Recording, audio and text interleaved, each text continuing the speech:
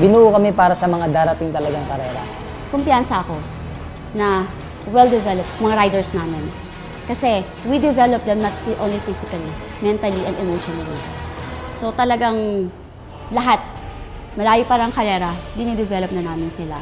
Kung ano yung tulin na ibibigay nung kabilang team, kailangan matapatan nyo at malampasan nyo pa. Parang guro, kumbaga siya, yung mga tinuturo niya kasi pinagdanasan niya.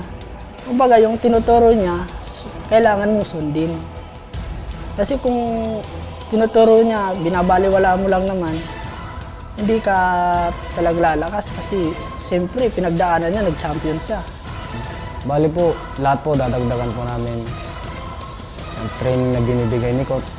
Dapat po magpursige pa po kami.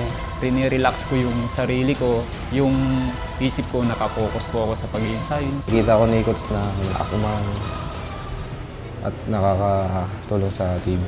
Para mag-champion ka, kailangan lahat, alam mo eh. Hindi lang sa ahon, hindi lang sa patag, hindi lang sa sprint. So dapat equal yung lakas mo.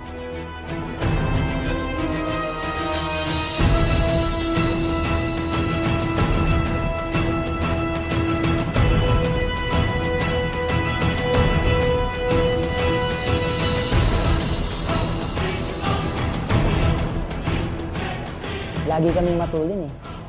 Talagang yung speed namin, kailangan taasan na namin yung level namin. Nakapokus din po kami sa mga akyatin talaga, sir. Kung merong nagtatrabaho, abang lang tayo. Huwag niyong sayangin yung lakas niyo. Oo, alam natin may lakas tayo. Pero bakit niyo ilalabas na makikipaglabang kayo ng lakas sa lakas? Gamitin natin yung utak natin.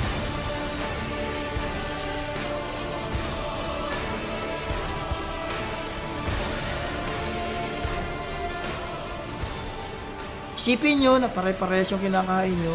Isipin nyo, mas lamang kayo dahil mayroong nagtuturo sa inyo, mayroong nagagabay, hindi katulad dun sa labas, kanya-kanya yan. Magpasalamat ka sa lahat ng tao na nakakasama mo. Kasi ilan lang ang nabibigyan ng ganitong klaseng opportunity. Nagdaan din kami sa paghihirap, gaya din ng nadanas nila. Nagkataon lang na siguro may nakitang potential sa amin. Kaya kinuha kami, training kami.